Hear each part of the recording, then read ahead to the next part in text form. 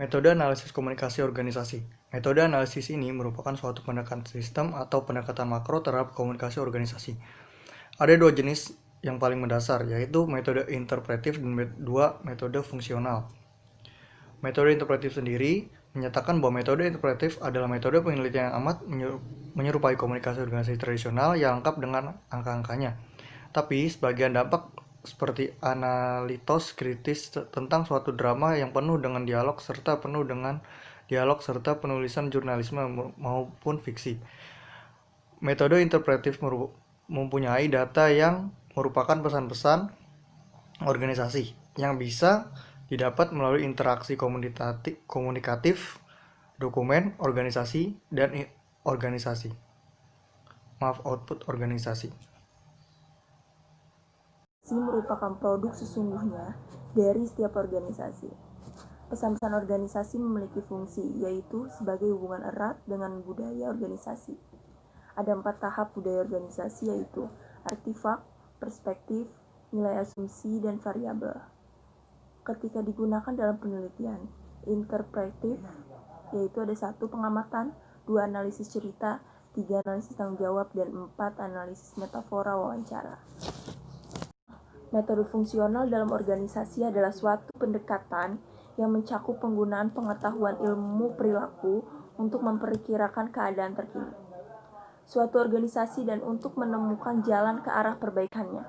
Harrison dan Sein ini menjelaskan bahwa seandainya organisasi-organisasi dapat mengenai proses apa saja yang memerlukan perbaikan, maka kebanyakan organisasi tersebut akan jauh lebih efektif. 1. Komunikasi peranan dan fungsi anggota, 2. Kelompok decision maker, 3. Norma dan pertumbuhan kelompok, 4. Kepemimpinan, dan 5. Kerjasama kelompok. Perubahan sistem dalam organisasi merupakan tindakan beralihnya suatu sistem organisasi dari kondisi yang berlaku saat ini hingga kondisi yang akan datang. Unsur yang terlibat dalam perubahan sistem organisasi. 1. Kondisi saat ini dapat menimbulkan masalah.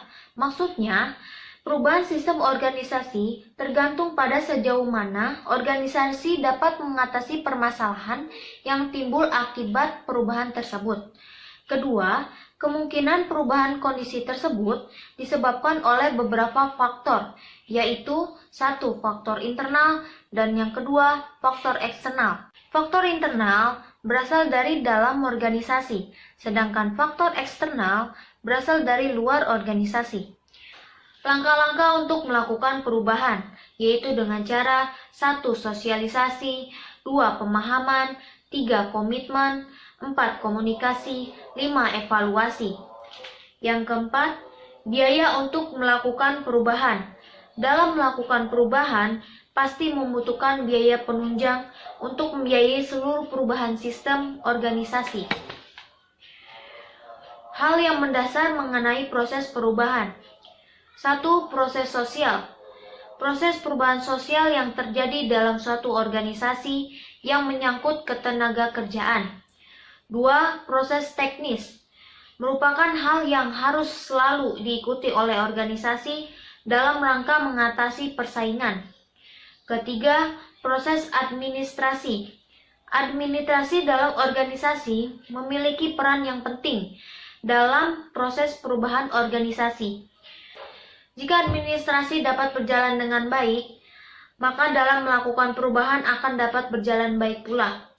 Sebaliknya, apabila administrasi mengalami masalah, maka proses perubahan organisasi tersebut tidak dapat berjalan dengan baik.